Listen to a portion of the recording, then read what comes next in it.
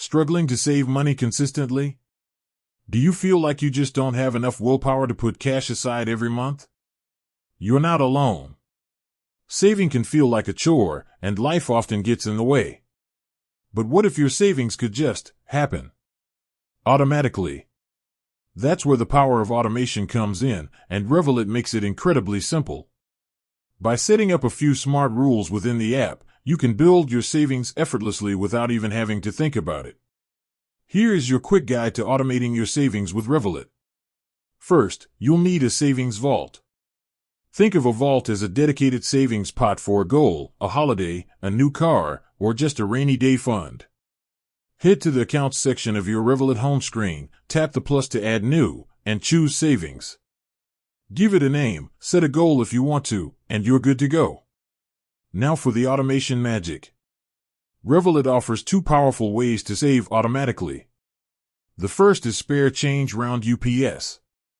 This is arguably the easiest way to save without feeling it. Every time you make a purchase with your Revolut card, the app rounds up the amount to the nearest whole number and puts the difference straight into your chosen vault. Spend $4.50? Revolut rounds it to $5.00 and saves that $0.50.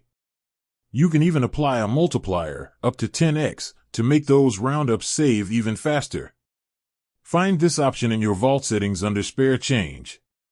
The second method is recurring transfers.